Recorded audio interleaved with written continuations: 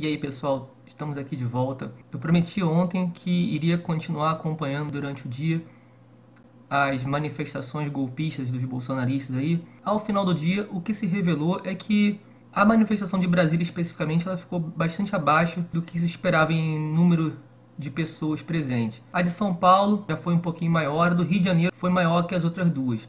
Mas mesmo assim, parece que o resultado final dessas manifestações, claro, né? Fizeram fotos, né? O Bolsonaro falou, discursou, falou que o público dele queria ouvir, desafiou os poderes, mais uma vez como sempre, mas não demonstrou o poder que a gente esperava que ele fosse demonstrar. A gente achava que eles poderiam lá fazer alguma loucura, né, tentar invadir algum prédio público. Não aconteceu nada disso, foi até uma manifestação relativamente ordeira, tirando aquele primeiro momento ali que invadiram a área que não podiam invadir, mas depois disso não teve bagunça, não teve quebra-quebra, só o discurso do Bolsonaro mesmo que como sempre, confrontando as instituições, confrontando a democracia. Mas assim, não aconteceu nada, nenhum ato de violência, felizmente, né? Muito importante, muito bom que tenha sido assim. Mas eu acho que o bolsonarismo sai enfraquecido nessas manifestações aí, tá? Já tem aí alguns líderes partidários que antes eram aliados do Bolsonaro falando já abertamente em impeachment, porque se não ocorreu nenhuma tragédia, felizmente aí, por outro lado, o discurso do Bolsonaro foi aquilo que se esperava dele mesmo, né, confronto às instituições e tal, e ninguém está aguentando mais isso. Somado aí ao fato de que as manifestações não foram tão grandes quanto se esperava, né? Se falava aí de policiais irem fardados lá para as manifestações, isso não aconteceu. Deve ter tido policial no meio sim, mas não fardado, né? Até aí, policial no seu momento de folga aí para manifestação é um direito seu constitucional, mas e fardado, tal, eles não foram. E isso pode significar que eles não estão aí dispostos a arriscar carreira. Então, o apoio que o Bolsonaro tem, aparentemente, é menor do que ele acreditava que tinha e que nós mesmos acreditávamos que ele tinha. Agora nos resta aí continuar acompanhando no decorrer da próxima semana quais serão as consequências desse dia 7. No dia 6 de agosto, faz um pouquinho mais aí de um mês, eu fiz um vídeo alertando sobre o perigo do Distritão, que estava para ser votado dali a alguns dias lá na Câmara dos Deputados. Eu acreditava que o Distritão pudesse passar, mas que o Senado derrubaria. Acabou que num acordo de última hora, o Distritão foi barrado e em troca, né, naquela composição partidária, a Câmara aprovou a volta das coligações partidárias, ou seja, um mal menor. O Distritão seria a desgraça completa para a política brasileira.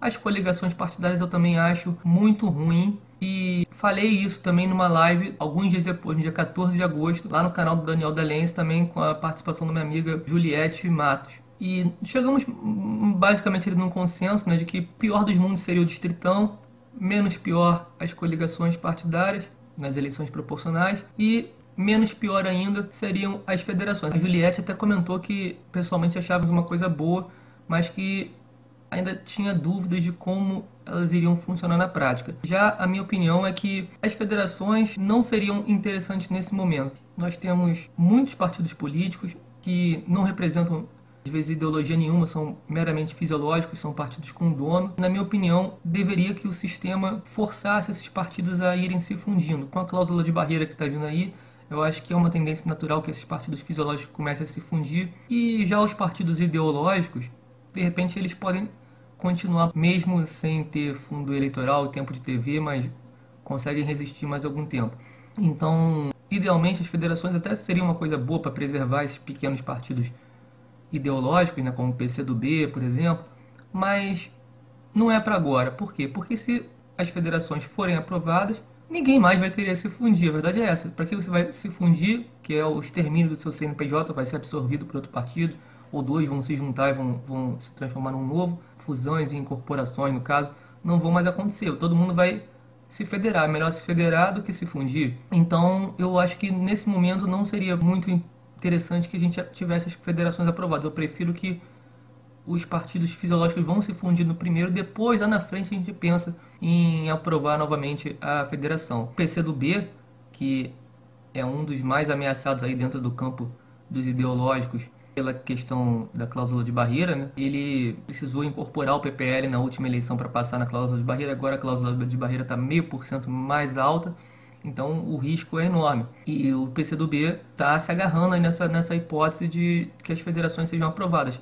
Elas chegaram a ser aprovadas na Câmara, já tinham sido aprovadas no Senado, então, diferentemente das coligações, as federações não precisariam mais passar pelo Senado, bastava apenas ir para a sanção presidencial. Só que, dia 6 à noite, o presidente Jair Bolsonaro vetou a lei que criava as federações partidárias. O veto está sendo publicado no Diário Oficial hoje, no dia 8, e aí o Congresso ele tem 30 dias para derrubar esse veto. O problema é que a lei eleitoral, para valer para as próximas eleições, ela precisa ser aprovada até o dia 1º de outubro desse ano. Então a gente tem menos do que 30 dias para que esse veto seja derrubado. E quanto às coligações partidárias, também tem aí 23 dias para que o Senado possa avaliá-las ainda em comissão especial, depois votar em 2 turnos. Parece praticamente certo, já sepultado, essa ideia de que as coligações possam voltar. O Senado já deu diversas mostras, aí, diversas lideranças do Senado. O próprio presidente Rodrigo Pacheco já disse que muito dificilmente as coligações vão passar lá. As federações, mesmo vetadas pelo Bolsonaro, têm ainda alguma chance de serem aprovadas a partir de uma derrubada de veto pelo Congresso. Só que com todo esse clima aí de instabilidade política, resta saber se vai ter pauta para isso. Elas vão entrar na pauta do Congresso. Essa confusão, essa turbulência que está acontecendo pode acabar que não se encontre tempo hábil para votar até o dia 1º de outubro, e aí não vai mais valer as federações partidárias para a eleição do ano que vem. Pessoalmente, eu acho que, ainda que pelos motivos errados, o Bolsonaro acertou nessa aí. Eu estava torcendo para que ele vetasse, mesmo ele vetou, né? Então tomara que esse veto seja mantido, não seja derrubado, e que a gente tenha ano que vem os partidos, cada um vindo por si mesmo, e não tenha nem federação nem coligação. Uma pena pelo PCdoB, né? Mas quem sabe isso não possa forçar o PCdoB também a se fundir aí com outro partido de esquerda, de repente o PSB, quem sabe, né? Já foi falado isso aí lá mais para o início do ano. O PCdoB estava se agarrando aí nessa última esperança aí da federação, mas se não rolar, talvez eles vão ter que realmente realizar essa fusão, e aí quem sabe cria-se até um outro partido de esquerda mais forte para competir até com o PT.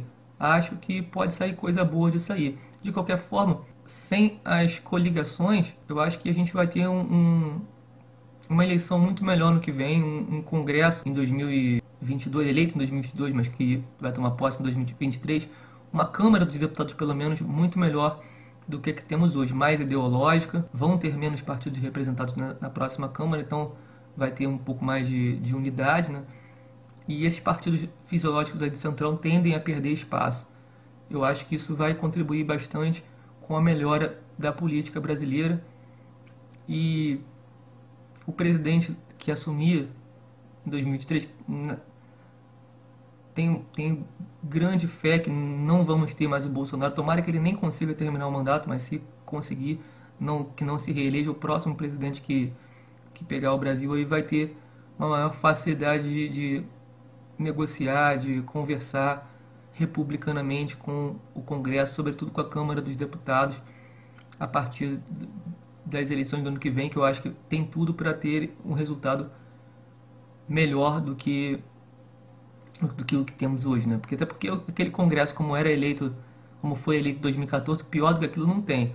O que foi eleito em 2018 também é bem ruim, um pouco menos ruim, mas tenho fé aí que sem as coligações, sem federações e com a cláusula de barreira um pouco maior, o cenário da política brasileira tende a melhorar aos pouquinhos aí. Mas eu estou preparando um vídeo aqui para falar um pouquinho sobre algumas outras propostas de reforma política aí que não vingaram, mas que volta e meia voltam à discussão, sobretudo a questão do voto distrital. Em breve vou lançar esse vídeo aqui no canal, então galera, continue acompanhando aí, e quem não assistiu, se tiver um tempinho, dá uma olhada lá na live minha com o Daniel Dalense e a Juliette Matos, tá? Esse é o meu recado por hoje, um abraço e até a próxima.